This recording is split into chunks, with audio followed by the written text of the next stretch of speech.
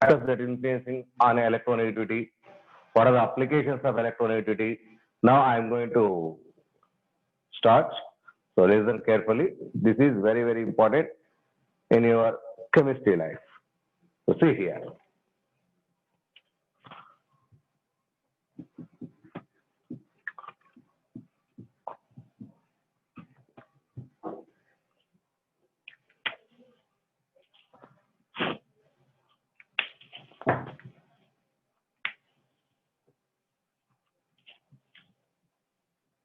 First point, electronegativity of any given element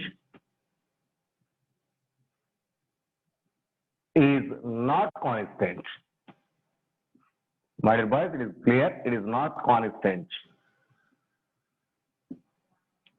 It is not constant. It depends upon number of several factors. So one is hybridization, and the second one is atomic size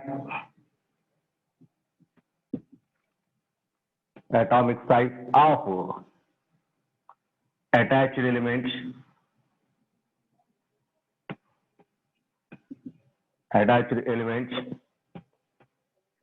Next, third one, nature of substituents attached to the atoms. These are very, very important. So based on these, electronegativity of an element may be variable, So see here, first one, hybridization. How this hybridization varies? So from element to element, that is for a single element, let us take carbon. I am going to explain hybridization part.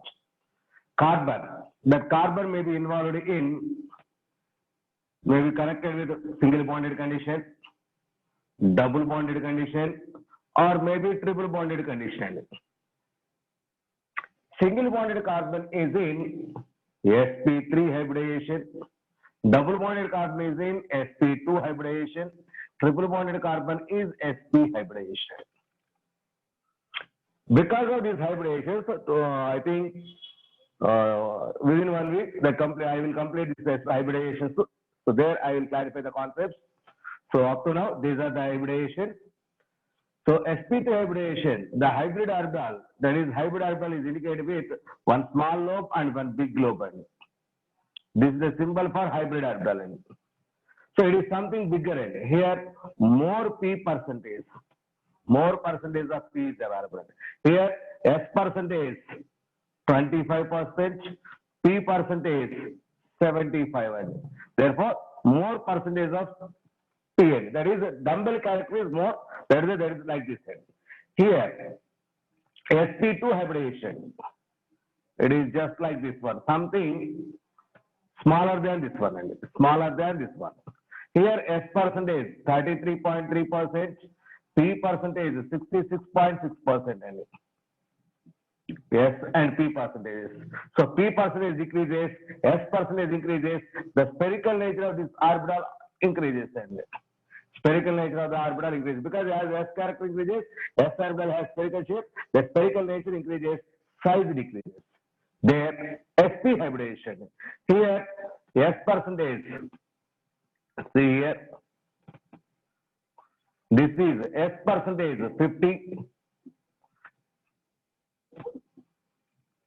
S percentage 50, P percentage 50. That means both are equally. So S percentage increases, size of the orbital decreases. See here, size of hybrid orbital is inversely proportional to S percentage. size of hybrid orbital is inversely proportional to S percentage. As S percentage increases, size decreases. As size of the orbital decreases, as size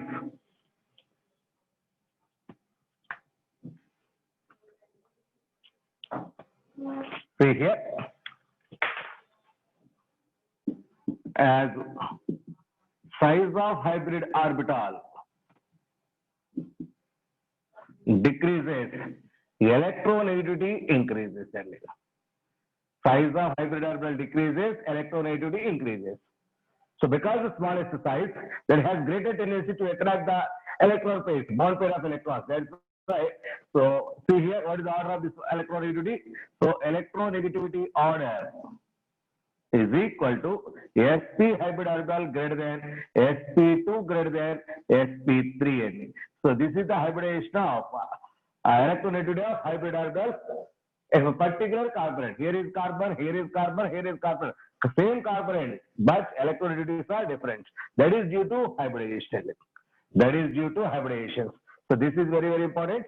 sp hybrid orbital has greater electronegativity than sp2, that is greater than electronegativity than sp3. That is the order of hybridization, hybrid orbitals of electronegativity order of hybrid orbitals. Electronegativity order of hybrid orbitals. So very, very important.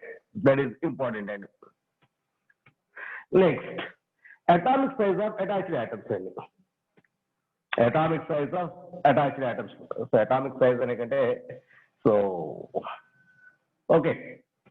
So there is fourth one, oxidation state of element also. Oxidation state of element also. See here.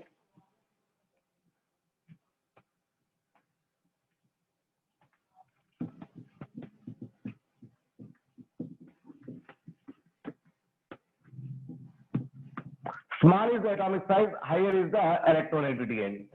So atomic size is inversely proportional to electronegativity. Already I told to you. Next. So third one. What is this one? Nature of substituents attached to the atoms. Nature of substituents attached to the atoms. So see here. Here is carbon, which is connected with iodine. So see here. CF3IN. So carbon connected with the fluorine. Carbon connected with the fluorine. Okay. Next here, carbon connected with hydrogen. That is CH3IN. CH3IN. These are the two compounds. Now I want to find out the electronegativity of this carbon here and here. Here and here. So here carbon connected with fluorine atoms. 3 fluorine atoms. Fluorine atoms have electronegativity high. It is the highest electronegativity. That means this bond pair of electrons is strongly attracted towards this one, towards this one, towards this one. That means automatically the electron density on this carbon, the electron density on that carbon decreases. That means it has the greatest shortage of electrons. Because of that, this carbon attracts strongly that bond pair of electrons towards this one end. That means finally this carbon has high electronegativity. High electronegativity because this carbon has the greatest shortage of electrons. Because of high electronegativity, more high electronegativity elements are attached here. Therefore, so carbon has very, very less electrons. That is compensated by attracting the bond pair of electrons towards itself. That's why that means this carbon attracts the bond pair of electrons strongly. But there, when compared to here hydrogen and carbon, almost they have almost same electronegativity values. So that's why this much electron density is not possible there. So that means it is electron rich. That means it has less electronegativity. Less electronegativity because these attached atoms are hydrogen side. So hydrogen electronegativity, carbon electronegativity almost same. Hydrogen electronegativity is 2.1 on a Pauling scale. Carbon electronegativity is 2.4 NE. That is almost the same size. That's why bond pair is not too much towards hydrogen side. That means so here carbon is more electronegative. That means the bond pair is moving towards carbon side. That is why this bond is not that much attracted than this one. And that is why electronegativity of this carbon is less than that of this carbon. That means if an element attached to more electronegative elements, so that element has high electronegativity. Less electronegative elements, that elements have low electronegativity cases. And so this is very, very, very important and very, very, very important. So that means attached atoms. So attached atoms are very, very important. And so electronegativity of it is not elements. So next one, oxidation state of the element. So how to explain this oxidation state of the element? See here. For example, there is Fe plus 3, Fe plus 2. Fe plus 3 and Fe plus 2. Same element, but oxidation states are different. Here plus 3 oxidation state, here plus 2 oxidation state. That means in this case, more electrons are lost. So here 3 electrons are lost. In this case, less electrons are lost. That means, so here only 2 electrons lost, here 3 electrons lost, more electrons lost. That means more nuclear charge is available. That means here less nuclear charge is available. More is the nuclear charge, so electronegativity also more. So nuclear charge is directly proportional to electronegativity. So therefore, the electronegativity is directly proportional to nuclear charge. That means, so the element with the highest oxidation state has greater electronegativity than lower oxidation state. That means electronegativity of Fe plus 3 is greater than that of Fe plus 2. Electronegativity of more positive charge, greater highest electronegativity has more electronegativity than less electronegativity. Therefore, electronegativity of Fe plus 3 is greater than that of electronegativity of Fe plus 2. Electronegativity of Fe plus 2. These are some factors which influencing on electronegativity. Please be careful. The point here is nature of substrate, that is CH3, CF3I and CH3I case is very, very important. This carbon has more electronegativity. This carbon has less electronegativity. So they were depending on attached atoms. Okay. So these are some factors which influencing on electronegativity cases. So that means element is same, but electronegativities are not same. So these are factors. Next one.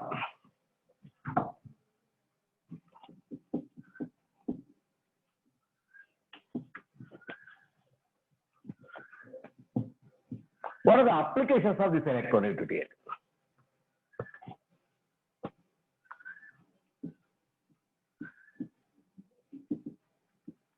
Applications of electronegativity. It is very, very important. So every point is important and towards your electronegativity. Applications of electronegativity. So what is this? So first of all, this electronegativity concept is useful to write the formula of the component.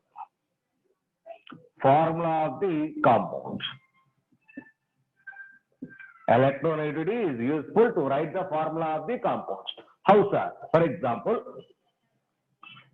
more electronegative elements get negative charge, less electronegative elements get positive charge. More electronegative element gets negative charge, so less electronegative element gets positive charge. So how much is there? That is very, very important. While writing the formula of the compounds, first of all, low electronegative elements, first of all you write. So when moving right side towards right, so electronegativity of elements increases. So that means electronegativity increasing order should be the conditions. Electronegativity of the element should be increased. For example, sodium sulfate, Na2SO4, and sodium is there. That is this is sodium, this is sulfur, this is oxygen. So least electronegativity is for sodium. Second is sulfur. So third one is oxygen. So from left to right, electronegativity of elements increases. Electronegativity of the elements increases. So that means while writing the formula, so less electronegative element first and the highest electronegative element the next step. Higher electronegativity is the next step. So there is a way to write the formula of the compounds. So next, this is first application. Second one, it is generally, so not always, it is generally. It is useful to predict the nature of the bond.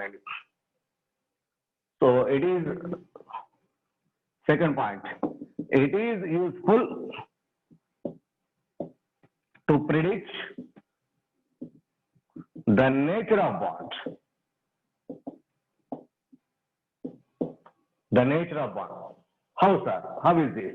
So see here, let us take a bond between two elements A and B and D. Electronegativity of A is, let it be XA. Electronegativity of B is XB. Now I want to find out the difference of this electronegativity, that is XA minus XB. The difference of electronegativity is XA minus XB. So that electronegativity, see here, it is the electronegativity ending. This is also electronegativity of B ending. XA minus XB, that is the difference of electronegativity I am going to calculate. The difference may be 0. Sometimes possibility set. These are the possibility set. The possibilities are the difference of electronegativity may be 0 or greater than 1.7, less than 1.7, equal to 1.7. The difference of those electronegativity values may be equal to 0 or greater than 1.7, less than 1.7, or equal to 1.7. So when this value is same, that means difference is same, means the electronegativity of A is equal to electronegativity of B. So it is possible only. So it is possible only those two elements are same. For example, let us take a bond between hydrogen and hydrogen. Electronegativity of hydrogen on Pauli scale, that is XHNE 2.1.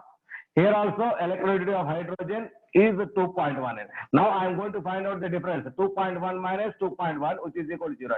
So this is, that means when electronegativity difference becomes 0 means the two bonded atoms should be identical. That means the electronegativity, that means this is attracted, that electron pair, so it is exact in between. Now the bond is considered as pure covalent bond. The bond is a pure covalent bond. If the electronegativity difference between two of the bonded atoms is equal. So when it is possible, this is possible if both atoms are same. Both the bonded atoms are same. That is electronegativity becomes 0 and that is a pure covalent bond. Pure covalent bond. Okay. So sometimes NaCl, that is the exceptional case. Next one. See here. If that electronegativity difference between that Xc and Xb is greater than 1.7, that is electrostatic bond. Electrostatic bond, sorry, electrovalent bond. Clear. Electrovalent bond. Electrovalent bond is also called as ionic bond. Ionic bond. In that situation, less than 50% covalent,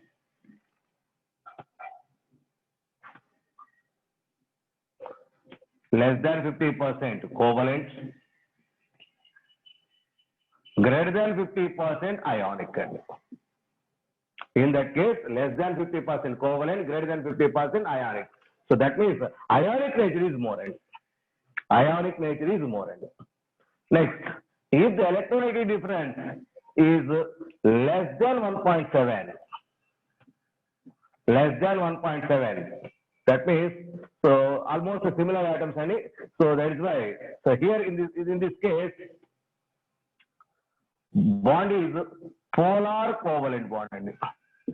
The bond is considered as a polar covalent bond. In this case, greater than 50% covalent, less than 50% ionic. Less than 50% ionic. If it is exactly equal to 1.7, if it is exactly equal to 1.7, okay, so if it is exactly equal to 1.7, now the bond is 50% ionic and 50% covalent. In this case, 50% ionic and 50% covalent. So that means the nature of bond is identified with the help of the electronegativity differences. The nature of bond is identified with the help of that electronegativity differences. So first of all, find out the electronegativity of those elements. Those elements electronegativity are low. If you find the electronegativity difference is equal to 0, that is 100% pure covalent bonds, 100% pure covalent bonds. So greater than 1.7, that is 50%. Greater than 1.7, that is electrocovalent bond or ionic bond. Generally, we consider that is greater than 50% ionic because it is ionic bond, less than 50% covalent. Here, polar covalent, that is, these are the cases. So it is very, very, very important. So to predict the nature of the bond, so electronegativities are very, very helpful. And more electronegative element gets negative charge, less electronegative element gets positive charge. Now, how to find out for something 50% ionic, 50% covalent, how to find out the percentage ionic character of the element? How to find out the percentage ionic character of the element? That is calculated with the help of this electronegativity. That is the next application. The next applicative part of this one is, third application is useful to calculate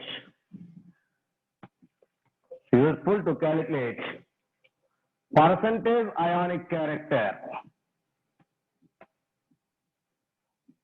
of a covalent bond. Percentage ionic character of a covalent bond by using the formula percentage ionic character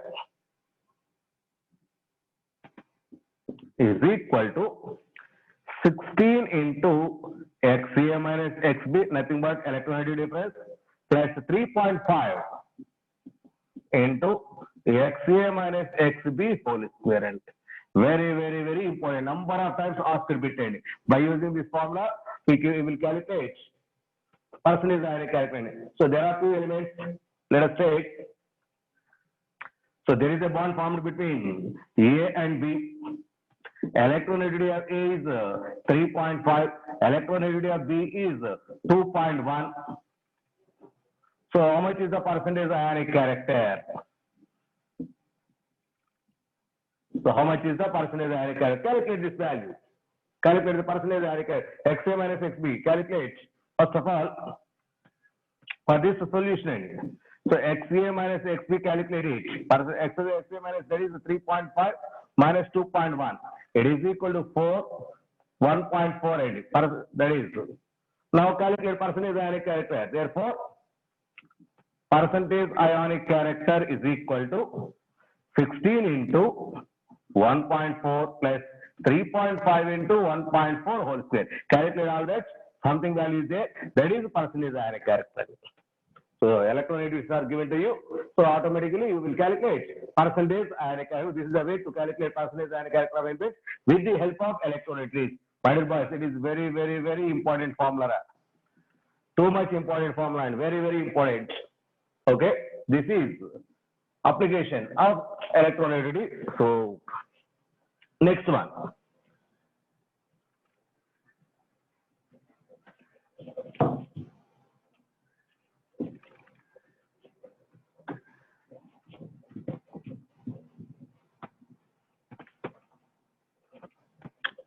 Fourth application. It is useful to predict the nature of element. It is used to predict the nature of element.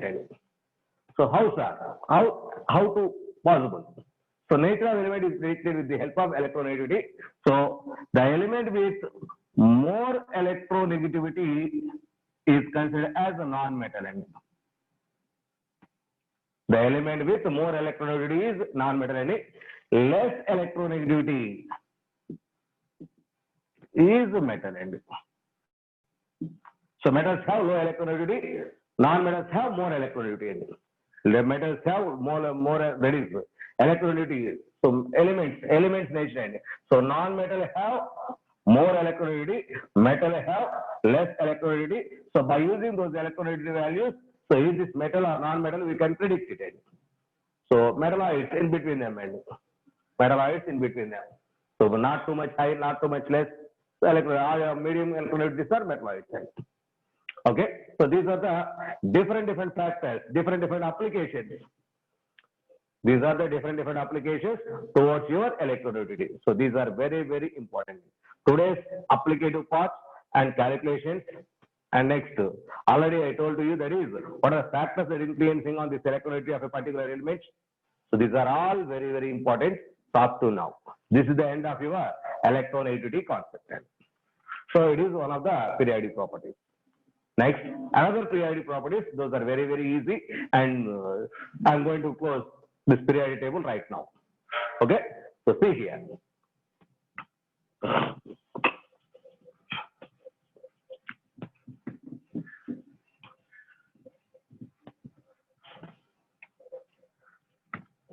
Next property, that is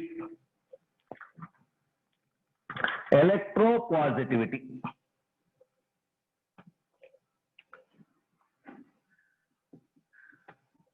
Electropositivity indicated with the letter EP. This is also called as metallic nature. Metallic nature or electropositivity, both are same. See here, in your previous topic, that is electronegativity. More electronegativity is a non-metal, less electronegativity is the metal end. Already I told to you. Now that means more electronegativity means less electropositivity end. So more electronegativity means less electropositivity end. Less electronegativity means more electropositivity. The element with more electropositivity is metal. Element with less electropositivity is non-metal. So just electropositivity is the opposite to the electronegativity. So the tendency to attract the shared pair of electrons towards itself is electronegativity. The tendency to lose the electrons to others, is the electropositivity. So the element which is quickly losing electrons is metal. So difficult to losing electrons, that is the non-metal end. So electronegativity is accepting tendency. Electropositivity is losing tendency. So those elements which lose electrons easily are considered as metals. That's why this electropositivity is also called as metallic nature. This electropositivity is also considered as metallic nature. That is very, very important. So now, what are the factors influencing on this electropositivity? Electropositivity is directly proportional to size. Is directly proportional to size. That means the element whose size is more. This is small size, this is big size. So this electron readily lose. That means more is the size of the atom, ready to lose the electrons. That means electropositivity is higher.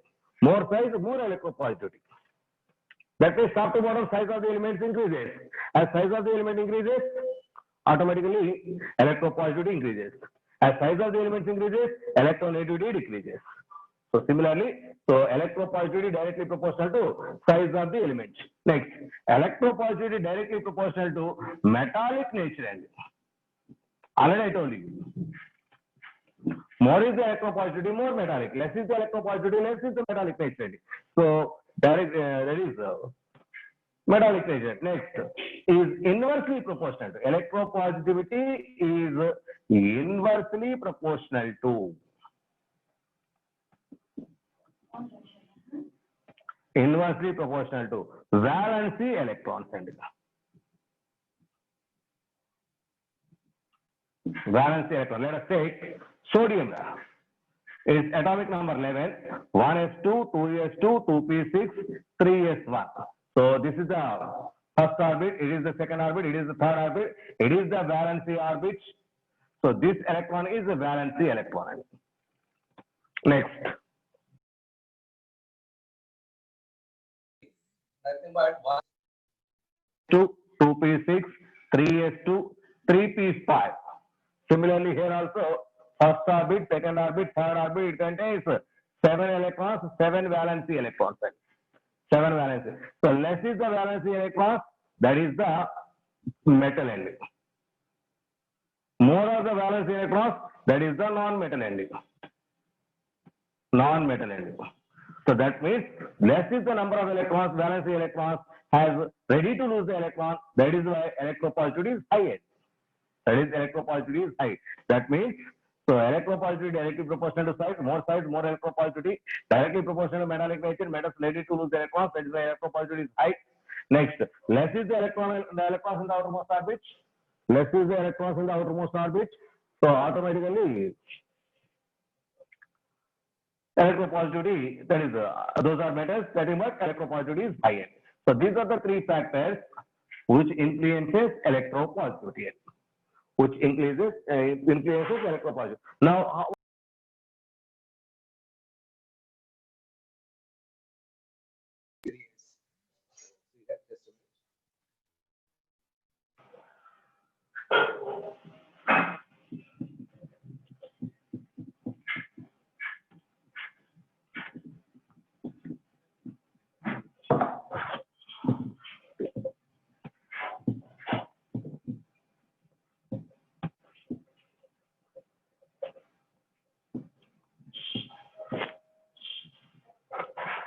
so in a period from left to right, size gradually decreases. As size decreases, electronegativity increases, electropositivity decreases. Similarly, in a group, it is group and size gradually increases. Size gradually increases.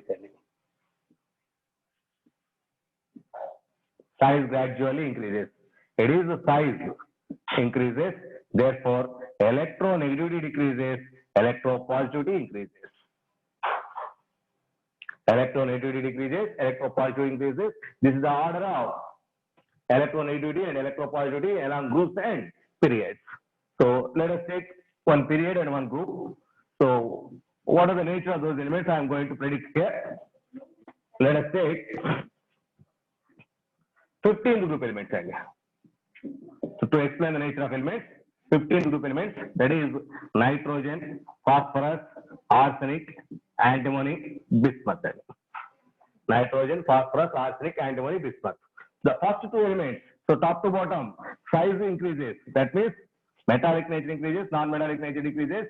So these two are, nitrogen and phosphorus are non-metallic. Non-metallic. Arsenic and antimony are metalloids. So bismuth is a pure metal. Bismuth is pure metal. That means in a group from top to bottom, metallic nature increases. Metallic nature is nothing but electropositivity. Non-metallic nature decreases, nothing but electronegativity. Non-metallic nature decreases, that is electronegativity. So that is why nitrogen and phosphorus are non-metals, arsenic and antimony are metalloids. So having both metallic and non-metallic. Okay. So now bismuth is the purest form of the purest metal. The purest metal in 15 group elements is bismuth only. Bismuth only. Okay. Now I am going to find out. So periods. Similarly in every group. Top to bottom, metallic nature increases, non-metallic nature decreases. Next, periods. Let us take third period. Sodium, magnesium, aluminum, silicon, phosphorus, sulfur, chlorine. It is third period element. Third period. So third period. So see here, sodium and magnesium. These two are metals. These two are metals. Next, aluminum is the metalloid. Aluminum is the metalloid. Remaining silicon, phosphorus, sulfur, and chlorine. These are non-metals. These are non-metals. See here, from left to right, metallic nature decreases, non-metallic nature increases. Metallic nature decreases, non-metallic nature increases. That is, I told already to you. So, metallic nature means electropositivity decreases. Non-metallic nature means electronegativity increases. Electropositivity, electronegativity. So, therefore, in your periodic table, the highest electropositive element means most metallic nature element is the cesium. That is left side topmost highest size is available here. Therefore, cesium is the highest electropositive element. Cesium. Next, least electropositive means highest electronegativity. Highest electronegativity for chlorine. Yeah. Okay. So these are the elements with highest electronegativity and highest electropositivity. Highest electropositivity. Okay. So these are very, very important. So this is electropositivity. So those elements having high electropositivity are acts as reductants, reducing agents.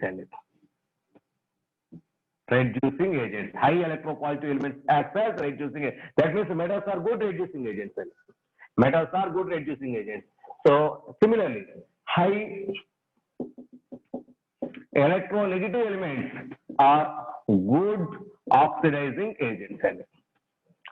So highest electronegative elements are good oxidizing agents, highest electropositive elements are good reducing agents. So therefore, metals are good reducing agents. So high electronegativity means non-metals. Non-metals are good oxidizing agents. Non-metals are good oxidizing agents. So this is the electropositive character. Electropositivity and Lm group from very topmost answer. So highest electronegativity, which one is for fluorine? That is why fluorine is the good oxidizing agent. Fluorine is the good oxidizing agent. Highest electropositivity, which one has highest electropositivity? Cesium. Cesium has the best reducing property in general cases. But in aqueous solution, best reducing agent is lithium. So specialty is there. So that is this is explained in electrochemistry chapter. Please wait that. So in aqueous solution, best reducing agent lithium. Generally, in other cases, reducing agent is cesium. So best oxidizing agent is fluoride. Best oxidizing agent is fluoride. So these are the special cases and important points towards your electropositivity. Now, next topic.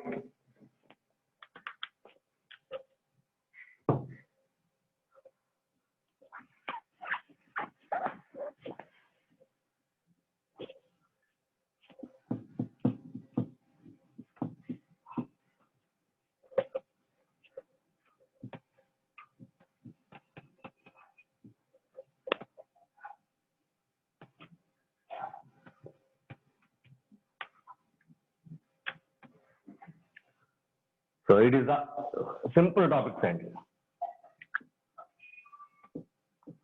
Nature of oxides. Nature of oxides. So what are these oxides? What is its nature in your periodic table? So this, what is the nature? I am going to explain here. So oxides. So what is this oxide? Our element plus oxygen. The combination compounds are formed. These compounds are called as oxides. Those compounds are called as oxides. So any element with oxygen, a compound is formed. That compound is called as oxide of that particular element. Okay. So now I am going to explain one by one. So see here. Now there is a sodium element. There is sodium element and oxygen element. So in oxides, oxygen oxygen state is -2. Here sodium oxygen state is +1. Now crisscross method, the formula is See here, Na2 it is the oxide of sodium. It is the oxide of sodium, sodium oxide. Okay, so it is nothing but sodium is metal. Because sodium is metal, it is a metallic oxide. Metallic oxide. Next, there is chlorine and oxygen. Chlorine has +7 oxidation state. Oxygen has -2. What is this oxidation state? I will explain next topic. Please wait. So the oxidation, the compound is Cl2O7. So this is the oxide. That chlorine is a non-metal. Therefore, it is a non-metal oxide. That means oxides may be metallic or non-metallic or metalloid. So these are different type of oxides are available. These metallic oxides are basic in nature. These non-metallic oxides are acidic in nature. Metallic oxides are basic in nature. Non-metallic oxides are acidic in nature. Okay. So how, sir? Why these are basic? Why these are acidic? Let us take a metallic oxide, that is Na2. When metallic oxide is dissolved in water, that gives respect to basic component 2NaOH. This NaOH is a base which is soluble in water. Water soluble bases are commonly called as alkalis. Water soluble bases are called as alkalis. Now it is an alkali. NaOH is an alkali. So that is why, so base forming nature is available for this oxide. When it is dissolved in water, now this is basic in nature. That is alkaline in nature. That is this metal is called as alkali metal. Our 1A metals are like this. So that is, these are all alkali metals and alkali forming ability. Alkali forming ability. Okay. Or when this element, when sodium reacts with water, that gives NaOH plus H2O. NaOH plus H2O. So the metal when reacts with water, that gives NaOH, which is also nothing but alkali. So alkali forming nature of that element is available. That is why this metal is called as alkali metal. Alkali metal. So what are it may be? Finally, metallic oxides when react with water, when dissolved in water, the form alkalis. That is why metallic oxides are basic in nature. So alkali in nature. Alkaline nature. Similarly, so non-metallic oxides. Non-metallic oxides means Cl2O7. So this is non-metallic oxide. Now this Cl2O7 dissolved in water, that gives HClO4. HClO4 2 times for our balancing. So this is acid. The name of this acid is perchloric acid. The name of that acid is perchloric acid. It is a strong acid. So that means acid forming ability is available for non-metallic oxides. That is why non-metallic oxides are acidic in nature. Non-metallic oxides are acidic in nature. So if it is a metalloid oxide, that has both acidic nature and basic nature. That is why, so that type of oxides are called as oxides from metalloids are considered as amphoteric oxides, means they have both acidic and basic nature. That means finally, the nature of oxides, that is acidic oxides, basic oxides, and amphoteric oxides. That means these are different types of oxides are available. So now, nature of oxides means, see here.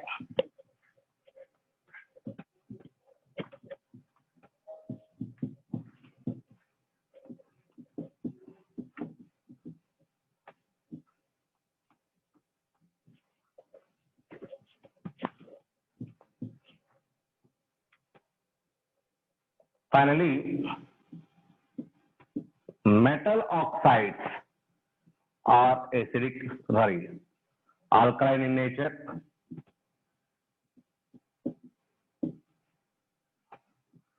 That is nothing but basic.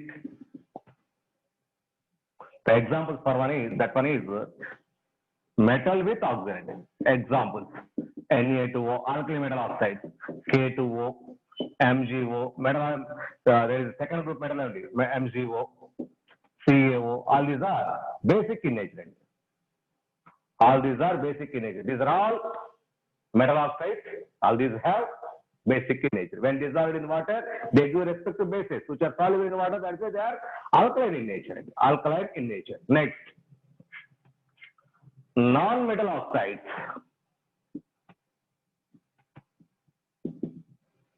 Non-metal oxides are acidic in nature. Acidic in nature. So the best example for them is non-metals. That is nothing but nitrogen non-metal, phosphorus non-metal, sulfur non-metal, chlorine non-metal, all these oxides in it. So nitrogen side, N2O5, nitrogen monoxide, non-metal oxide, that is acidic in nature. So when it is dissolved in water, that gives HNO3. When dissolved in water, gives HNO3, nitric acid. It is acid. Now it is acidic.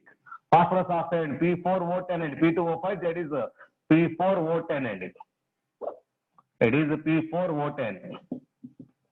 So when it is dissolved in water, that gives H3PO4 and phosphoric acid. So now it is acidic in nature. The sulfur trioxide SO3, when dissolved in water, that gives H2SO4, sulfuric acid. It is acid, it is acidic. Cl2O7 already I told. That is when dissolved in water gives HClO4. It is acidic. Therefore it is acidic oxide. That means non-metal oxides are acidic in nature. From left to right, non-metallic nature increases. That means acidic nature of those oxides also increases. That means when compared to HNO3, H3PO4 is stronger. When compared to this one, H2SO4 is stronger. When compared to this one, HClO4 is stronger. That means from left to right, acidic nature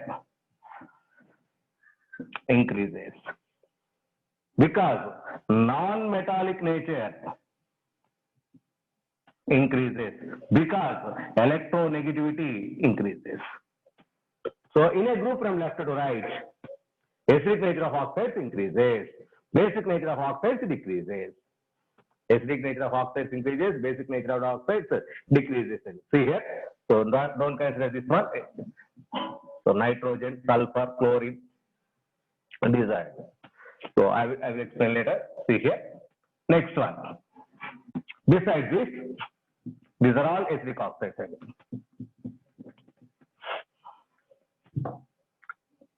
Metalloid oxides.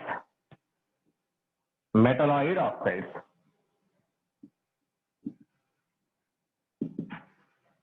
are amphoteric candidate. Amphoteric means acidic nature that has acidic nature and basic nature. Both natures are available and amphoteric in nature. Metalloid oxides are amphoteric in nature. Okay, what are these amphoteric oxides? What are these amphoteric oxides? The best example for that is aluminum is the metalloid. Aluminum oxide, Al2O3. Amphoteric oxide. Aluminum oxide, Al2O3. Next, gallium, Ga2O3. Gallium. Next, arsenic, As2O3. Next, Sb2O3. All these are amphoteric. That is amphoteric oxides. Amphoteric oxides. Next, ZnO. Zinc oxide, BeO, amphoteric oxide, BeO, PbO, amphoteric oxides. So number of other oxides, those are all amphoteric oxides. There are metalloid oxides, and frequently this is very, very important.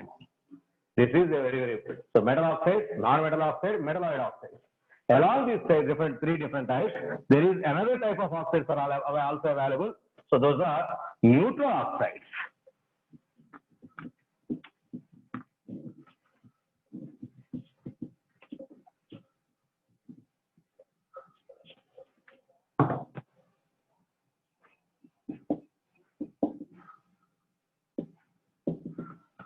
Neutral oxides means they don't have acidic nature, they don't have basic nature. So in our chemistry, only the three neutral oxides are NO, which is called as a nitric oxide. It is neutral oxide. N2O, it is nitrous oxide. Nitrous oxide, which is also called as laughing gas. It is neutral oxide. And carbon monoxide. Carbon monoxide. also neutral oxide. These are the only three neutral oxides in your chemistry, in entire first and secondary chemistry. These are the only neutral oxides. NO, N2O, and CO1. These are neutral oxides. Along with, there is one other peptide, that is suboxide. Suboxide. Suboxide means, what is the meaning of suboxide? Suboxides are nothing but, in these oxides,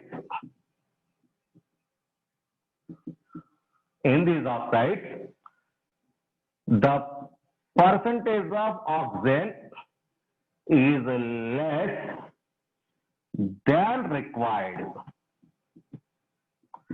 So actually, so much oxygen is required for that particular element, but very less percentage of oxygen is available. And that type of oxides are called as suboxide. The best example for that one is carbon suboxide. Carbon suboxide, that is C3O2. C3O2, that is carbon suboxide, is the best example, and C3O2. Next, B6O, more carbon is there, less oxygen is there, B6O. RB9O2, that is a suboxide. Okay, NO, suboxide, N2O, also suboxide. These are all suboxides, and that means in these oxides, more amount of element, less amount of oxygen is available. That is, percentage of oxygen is less when compared to respective elements. These are called as suboxides. These are the different types of oxides. So what are those? Acidic, basic, that is alkaline, neutral, acidic, basic, neutral, amphoteric, and suboxides. And suboxide. Water, that is neutral, and the H2O is a neutral oxide. Okay, so that is, these are the different types of oxide. Now, what about the periodicity of these oxides from left to right and top to bottom? How these are varied? Let us take one example. That is along one group, that is lithium, sodium, potassium, rubidium, cesium, francium. Don't go for francium. So for these oxides, lithium oxide, Li2O, sodium, potassium, rubidium, cesium. These are the respective oxides. So from top to bottom, metallic nature increases. As metallic nature increases, oxides, acidic nature also increases.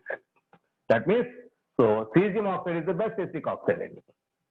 Sorry, oxides, basic nature. Sorry for that. Oxides, basic nature also increases. So cesium oxide is the most basic element because metal oxides are basic. That metallic nature top to bottom increases.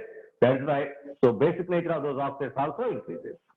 Basic nature of those oxides also increases. Now what about the period? Let us take one period. So it is second period, it is third period. I'm going to third period, sodium.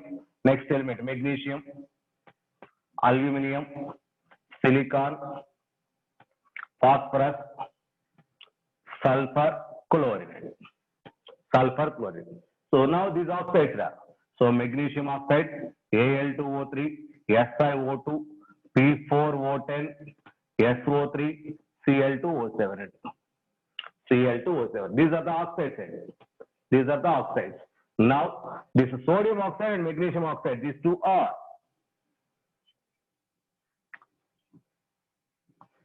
basic oxides.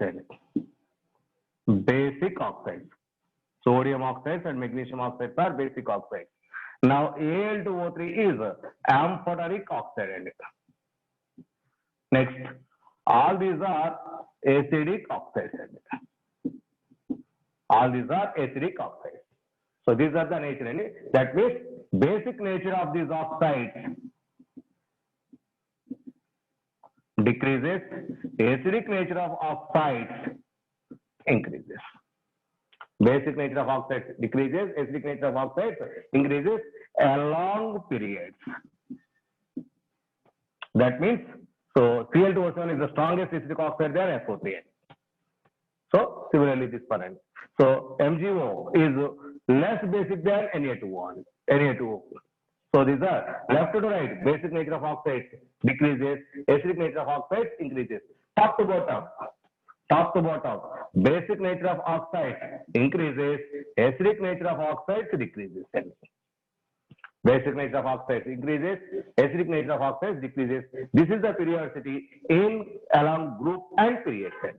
In along group and periods. So this is acidic and basic nature of oxides and different nature of oxides. I think it will be clear. It is clear. Am I correct, my dear boys?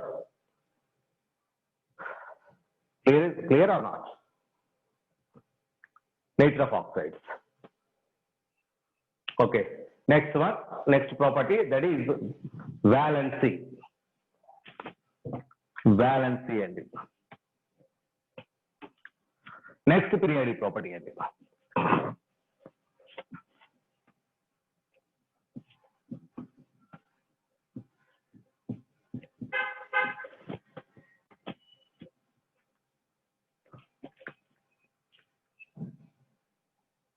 next periodic property, that is valency.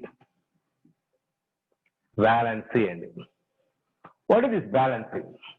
In old days, valency is taken as number of electrons present in the outermost orbit. Valency is nothing but number of electrons present in the outermost orbit. My dear boys, this is old concept and old concept. Let us take the example.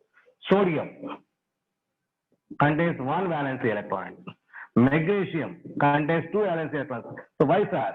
1s2, 2s2, 2p6, 3s1. Outermost orbit, it is one end.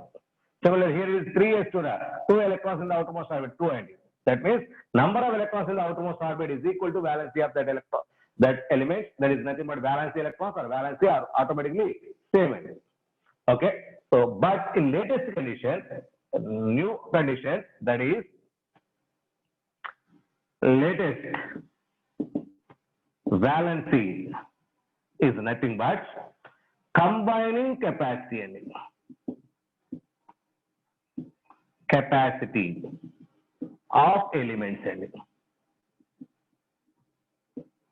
with hydrogen or halogen or oxygen. The combining capacity of elements with hydrogen or halogen or oxygen is generally taken as valency. In particular, same number of hydrogen or halogen, oxygen, that is double the number of oxygen atoms, is considered as a valency element. So what is that? So what is valency, sir? So because in our nature, a number of elements are there. So most of the elements, almost 99% elements, not available in free state from the nature. So always they are in combined state. That combined state is either with hydrogen, either with halogen, or sulfur, or oxygen, something else.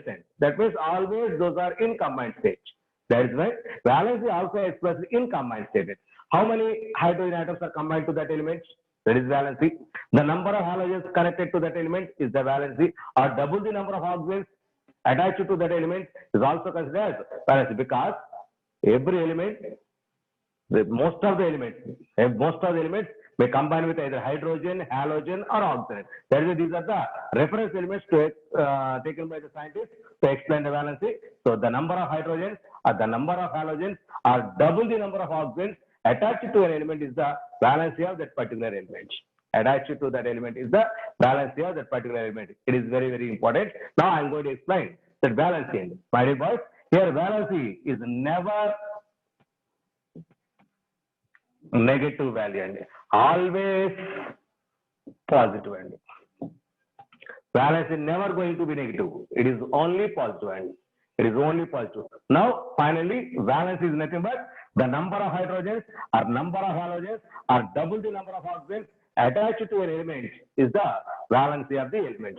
Now I am going to express so this valency and so in old days valence is equal to this is number of electrons in the outermost orbit, or 8 minus group number is the valency end. In old days, 8 minus group number or group number end. For this group number end, group number is the valency. For that is 48. onwards, 8th minus group number is the valency. 4th A onwards, 8th minus group number is the valency. So now I am going to express one by one. See here.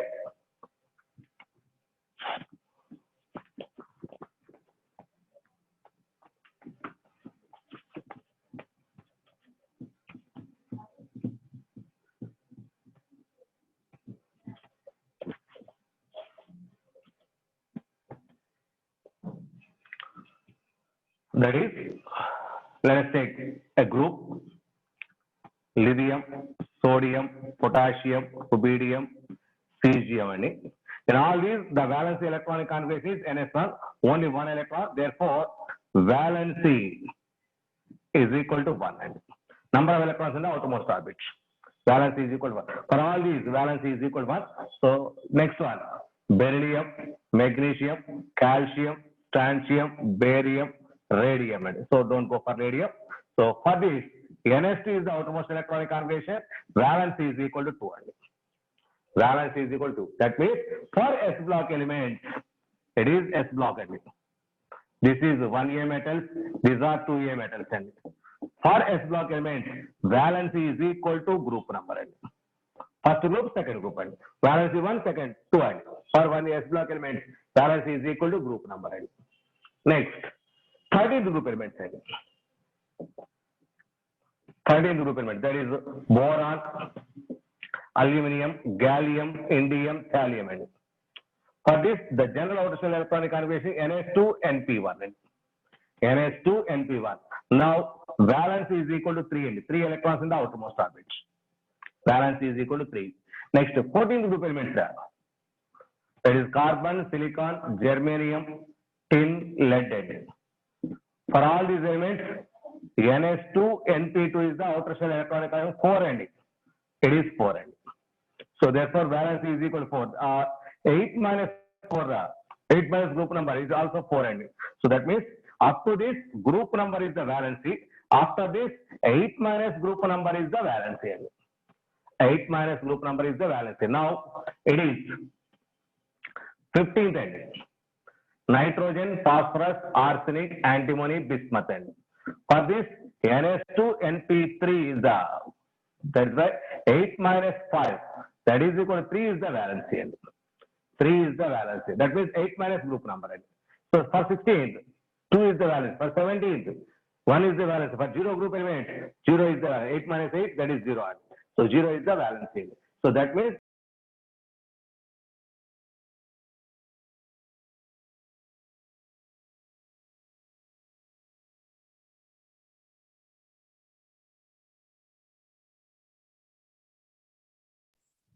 okay. Valency. So now I am going to explain with respect to hydrogen, with respect to halogen, and with respect to oxygen. What is the valency of these elements? So see here.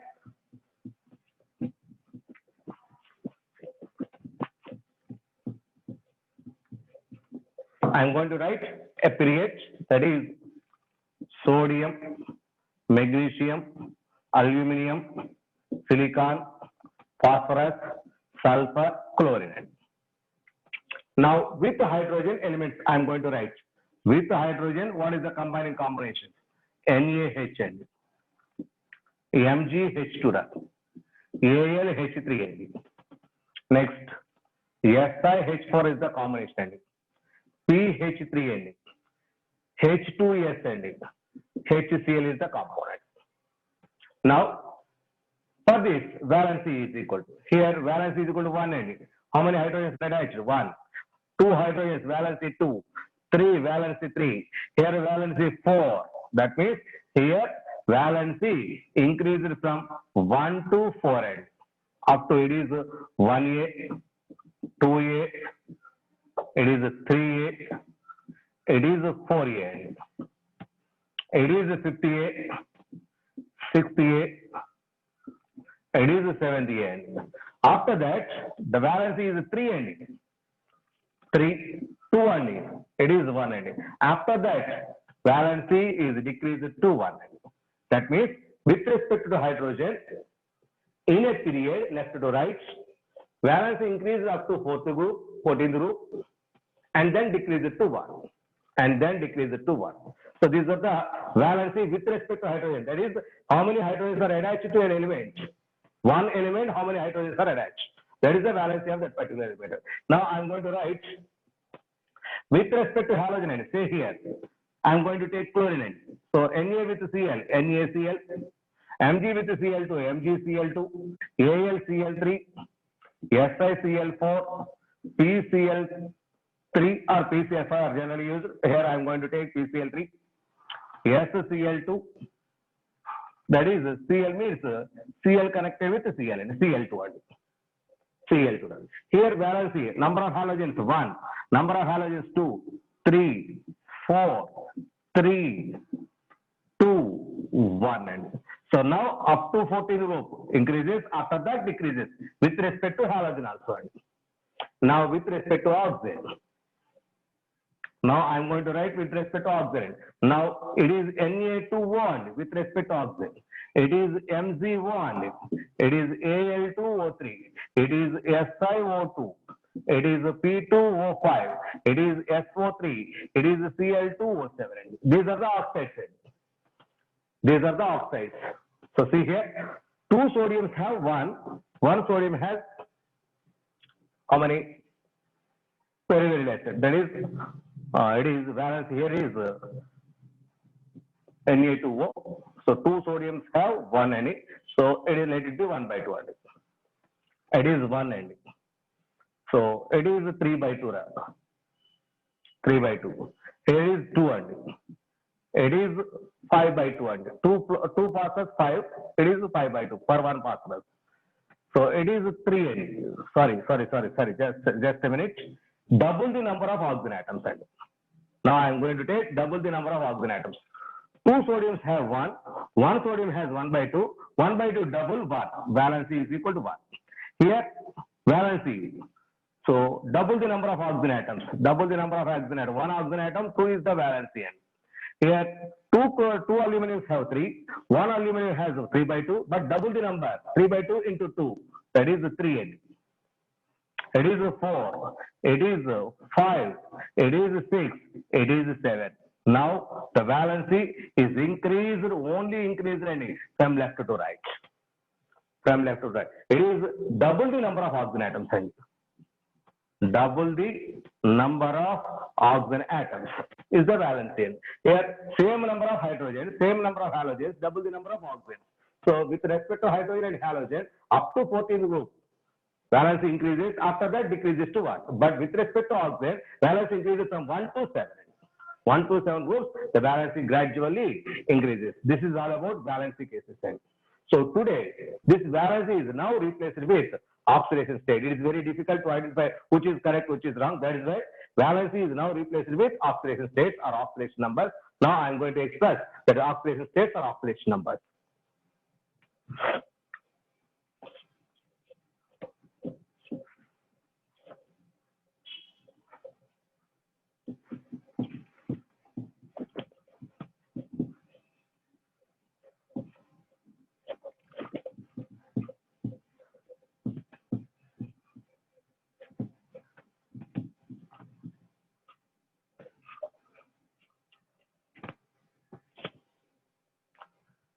Now our topic is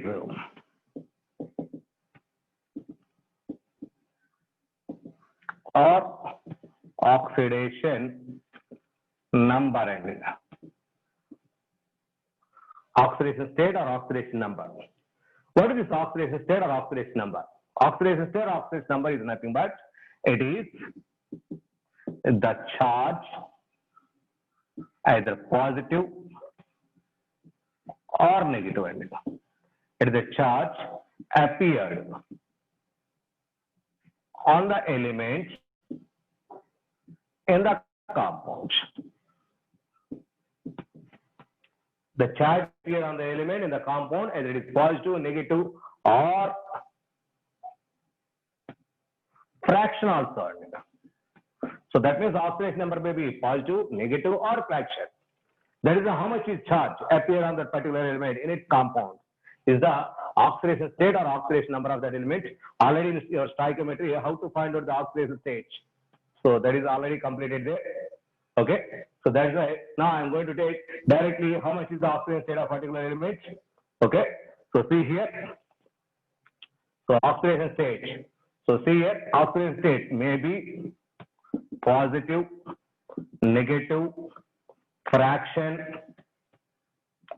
or zero. Zero also possible. Oxidation state of an element may be positive, negative, fraction, or all zero. So all these you know very well in oxidation state calculation. For example, Na2 their sodium oxidation state +1, oxygen oxidation state -2. So positive, negative are explained here. Positive and negative are explained here. Next, in that is Pb3O4 and Pb3O4, right? Calculate the oxidation state of this Pb. 3 into x plus 4 into -2 is equal to 0. 3x minus 8 is equal to 0. X is equal to 8 by 3 and it is the fractional value. Fractional oxidation state is possible for lead and 8 by 3. Next, Fe3O4. Fe3O4. Here also iron oxidation state is 8 by 3 and it is a fractional value. It is a fractional value. That means maybe positive, maybe negative, or a fraction, or sometimes in O2, oxidation state of oxygen is 0. 0 is also possible. 0 also possible. That means, so it is a number, it is free-handed. Free-hand is available. So, but valence is only positive. But valence is only positive. Now it is free-handed. Okay. So positive, negative, fraction or something is equal to 0. So now, what are the oxidation states of the particularly different elements? So in S block element, the possible oxidation state is in S block,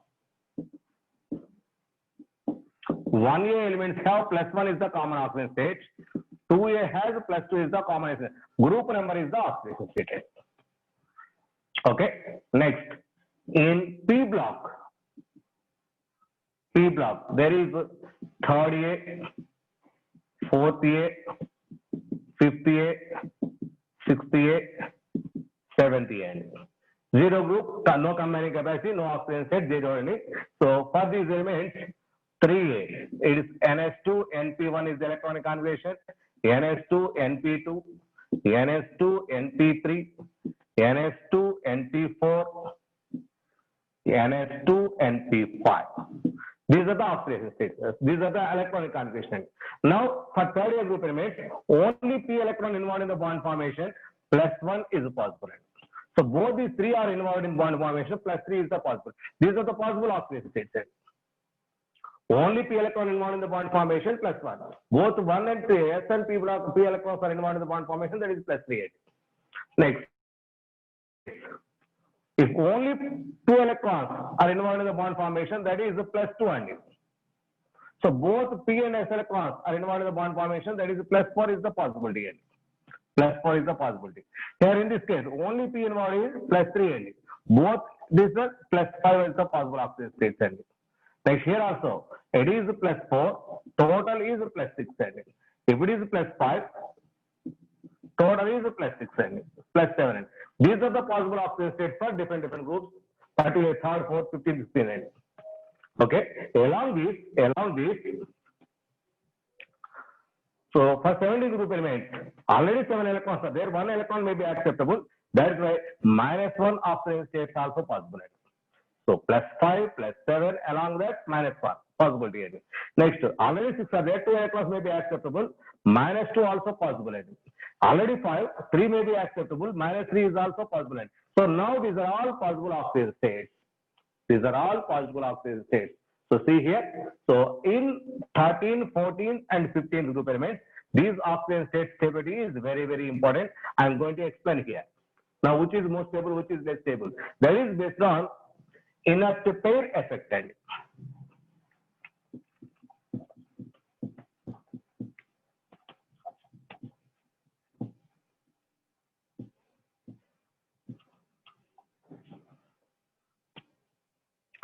The concept is inert pair effect. What is this inert pair effect? See here.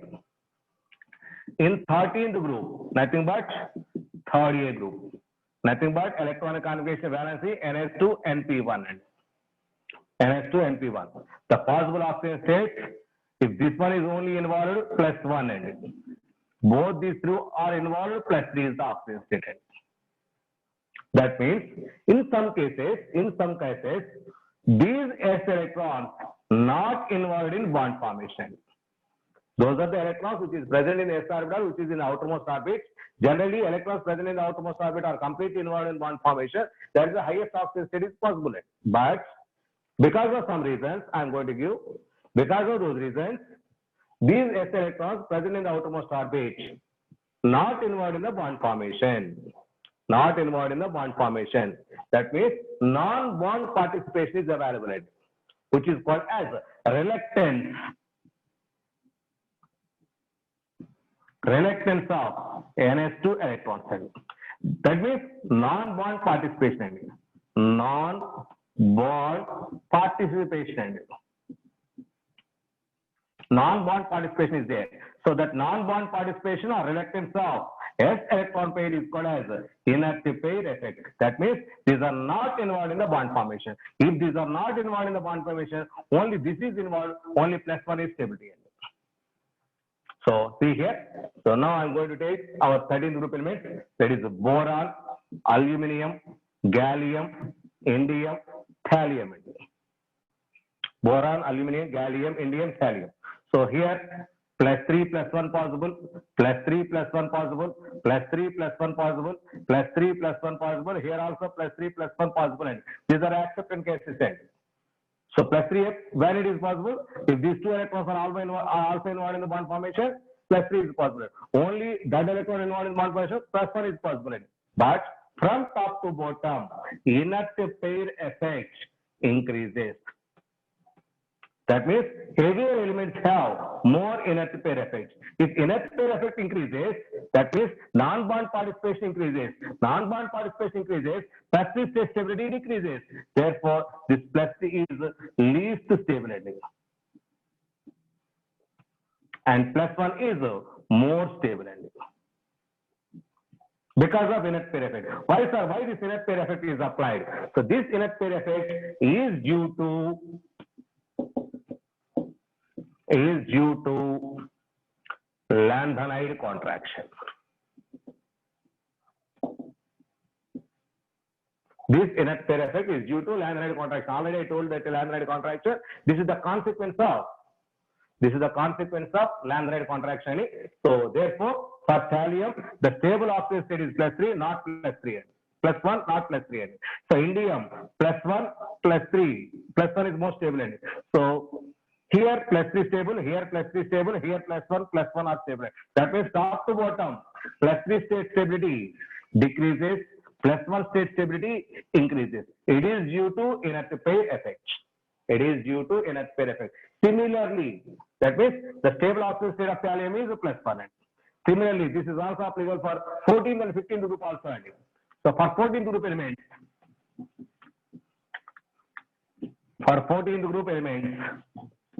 see here. 14 elements, carbon, silicon, germanium, tin, lead, and so +2 +4 possible, +2 +4 possible, +2 +4, +2 +4, +2 +4 possible. So that is the inert pair effect as usual increases from top to bottom. That's why +2 is more stable, +4 less stable. Here +4 is more stable, +2 less stable. That means +2 state stability increases, +4 state stability decreases. That means lead has stable +2 oxygen state, not +4 oxygen state. It is due to inert pair effect. Similarly, for 15th group elements,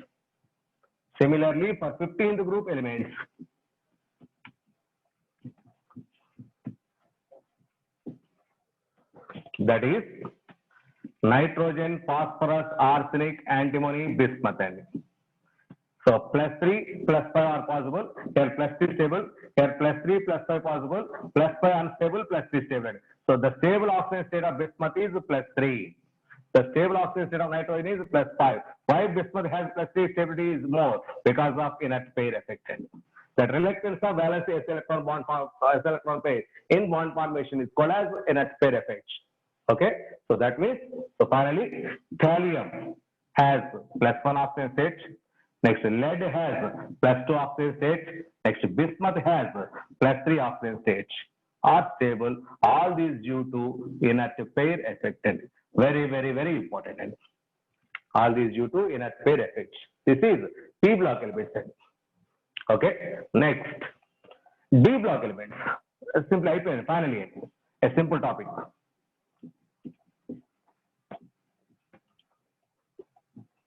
Today is the last day for periodic table. That is why please wait.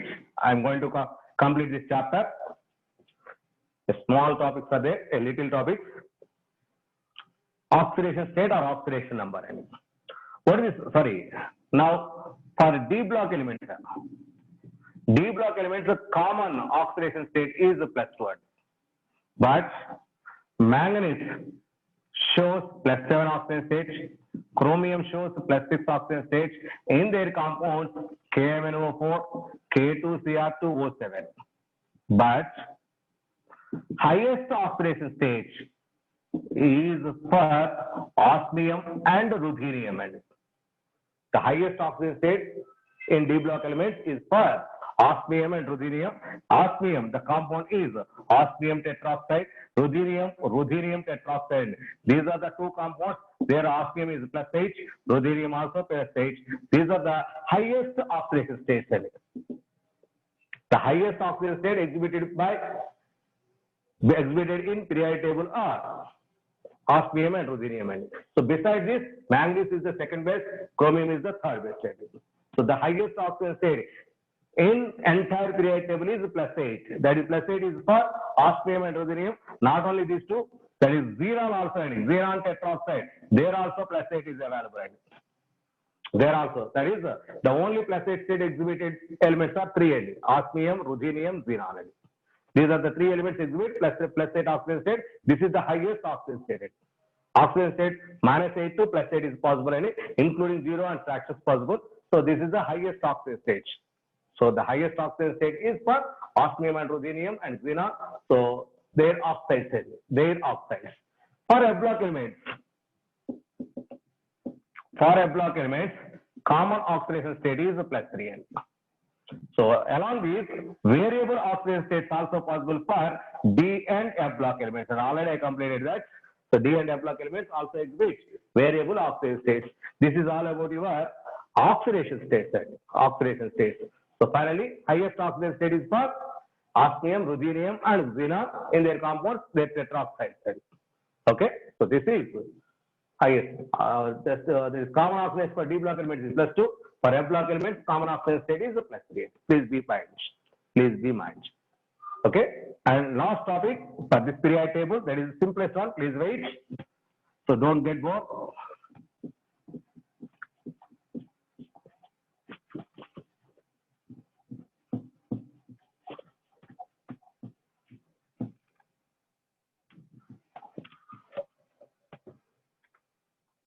That is diagonal relationship. Diagonal relationship. It is the last topic in this chapter. Simple one, a few minutes, 2 or 3 minutes, that's enough. What is diagonal relationship? That means the diagonal element. So see here, this is applicable only for second and third period elements and up to, that is the 14th group or 4th A group. What is this? I am going to give the definition. Please wait. So this diagonal relationship is only for second and third period elements and up to 14th group. That is 4th A group elements. Let us take second and third period elements. So second period elements. Second period elements. So hydrogen, helium are the first. Hydrogen, helium. Next, lithium, beryllium, boron, carbon. This is 1A, 2A, 3A, 4A. Applicable only up to 4A. Next, third period elements. That is sodium, magnesium, aluminum, silicon. Sodium, magnesium, aluminum, silicon. These are third period elements. These two are periods.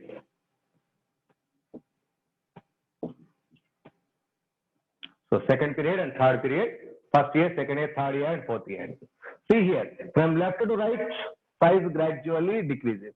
See here, these are the sizes and size, size, size, size. So gradually the size gradually decreases. See here, I am giving variation also. The size is gradually decreases. From top to bottom, size increases. From top to bottom, size increases. So that's why I am going to write here. From this one to this one, size a little bit is more size. From this one to this one, size a little bit less. This one to this one, size a little bit less. This one to this one, size a little bit less. These are the size variations. Unexpectedly, the size of this lithium is almost equal to the size of magnesium. These two are diagonal related elements. Here also, the size of beryllium is almost equal to size of aluminum. Diagonal related elements. This is boron is almost equal to silicon and diagonal related elements. That means second period first element is related with next period, third period next group elements. Second period first element is related with next period, third period next group element. So third period next group element. The relationship is called as a diagonal relationship. Diagonal elements have so diagonal elements. Diagonal elements. One of those, lithium is diagonally related with magnesium. Beryllium is diagonally related with aluminum. Boron is diagonally related with silicon. These are the only three diagonally related elements. Why, sir? Why this relationship is applicable? So this relationship is due to one, almost same size of those elements. Almost the same size of those elements. Next point. So if size is same, almost their electronegativity also same size, also same. Electronegativity also same. So once electronegativity is same, the special property which is called as polarizing power. Polarizing power. So these 3 points are same for these elements. Lithium and magnesium having these 3 points equal. These 3 points. These 3 points are automatically equal. That is the diagonal relationship is due to the almost same size of those two elements, almost same electronegativity of those two elements, almost same polarizing power is same. Now what is this polarizing power? So polarizing power is nothing but polarizing power is equal to charge to radius. That is the ratio. And polarizing power is the ratio of ionic charge by ionic radius whole square. Radius square. So by taking that ratio, the value is called as polarizing power. That polarizing power for those two elements is same. If polarizing power is same, their chemical properties are also same.